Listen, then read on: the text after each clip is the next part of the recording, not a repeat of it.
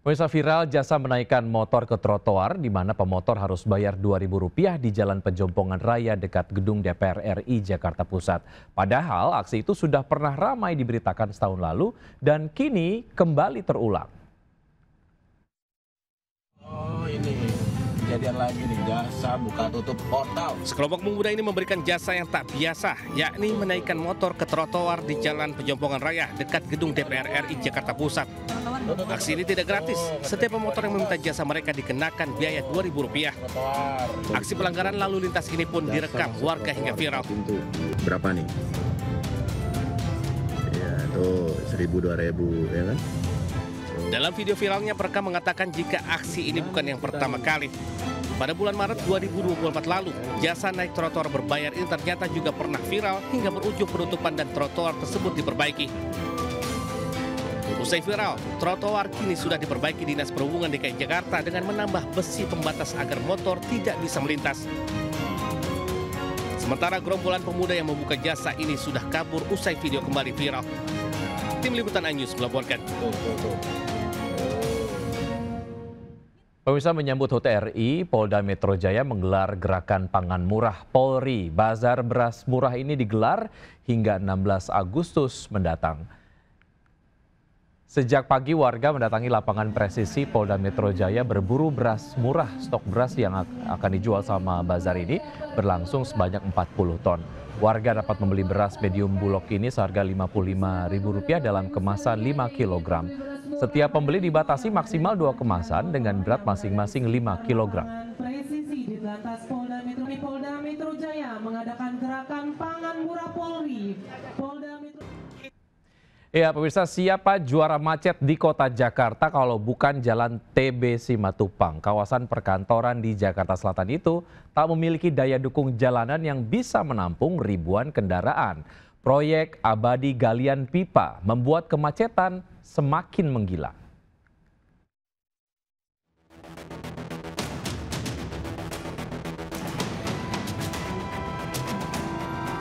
Gali-gali terus nyari apa sih? Inilah kondisi Jalan TB Simatupang, Jakarta Selatan, sang juara macet kota Jakarta. Senin sekitar jam 5 sore, ribuan pengendara berjejal merayap kena macet berjam-jam. Seolah belum cukup lelah bekerja seharian, warga Jakarta harus punya stok sabar menembus titik-titik kemacetan. Di antaranya di depan gedung Nestle, di Simpang Kebagusan, di depan Cibis Park dan depan pom bensin. Kemacetan bahkan masih parah menjelang maghrib dan isya. Terutama jika turun hujan di kawasan ini, akibatnya tak sedikit pekerja harus menunda pulang hingga 3 jam menunggu kemacetan mereda.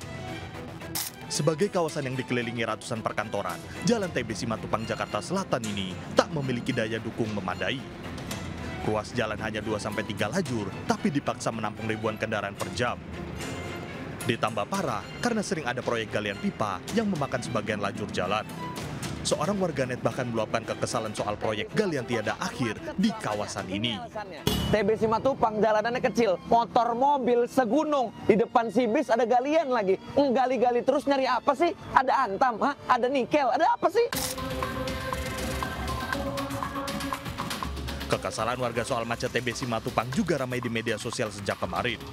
Warganet mengaku lelah, dilanda macet pagi, sore, dan malam gara-gara proyek galian yang memakan setengah badan jalan. Tak hanya sehari 2 hari, tapi bisa berlangsung sebulan lebih. Kepala Dinas Perhubungan DKI Jakarta Syafrin Liputo mengakui ada proyek pemasangan pipa limbah sepanjang 2,5 km di Jalan TB Simatupang, mulai dari Simpang Cilandak KKO hingga RS Fatmawati. Pemprov Jakarta menempatkan puluhan petugas membantu mengurai kemacetan di jam sibuk pagi dan sore hari. Tim Liputan iNews melaporkan. Pemirsa, media sosial tengah ramai membahas kehadiran trailer film animasi merah putih One for All. Film yang rencananya tayang pada tanggal 14 Agustus 2025 banyak mendapatkan respon dari netizen karena kualitasnya dianggap jauh dari animasi-animasi buatan Indonesia.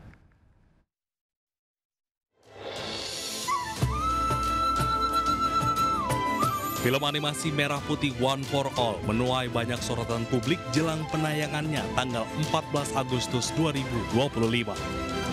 Sebagian warganet menyampaikan kekecewaannya setelah menonton trailer. Menurut warganet, kualitas film itu gagal dan tak sesuai ekspektasi di tengah industri animasi Indonesia yang tengah naik daun dan membaik. Bukan hanya masalah visual, warganet juga menyoroti materi film ini yang menyematkan film animasi anak Indonesia pertama bertema kebangsaan. Padahal tahun 2015 ada film Battle of Surabaya yang disutradarai Arianto Yudiawan dan diproduksi oleh MSV Pictures. Film Battle Indonesia mengusung latar sejarah Perang Surabaya tahun 1945. Film ini bahkan mendapat penghargaan dari sejumlah festival internasional. Film animasi Merah Putih One for All sendiri menceritakan tentang kisah 8 orang anak yang mencari bendera merah putih yang hilang. Anak-anak itu kemudian berkelana mencari bendera tersebut hingga menyusuri hutan dan menghadapi banyak rintangan. Film ini ditulis dan disutradarai oleh Endiarto dan Bintang Takari. Diproduksi oleh Perfiki Kreasindo bersama produser Toto Sugriwo. Mengenai kehebohan warganet, produser Toto Sugriwo bicara melalui akun Instagram pribadinya, memberi komentar perihal kritikan yang dilayangkan. Senyumin aja, komentator lebih pandai dari pemain. Banyak yang mengambil manfaat juga kan, postingan kalian jadi viral, tulisnya. Di dalam kandang, pasti ada yang menangkapnya. Dari Jakarta, iNews melaporkan. Jelang demo besar-besaran di Pati, Jawa Tengah, Rabu 13 Agustus besok, sejumlah warga sudah berkumpul di halaman kantor Bupati dan warga menggelar doa bersama serta mengumpulkan donasi.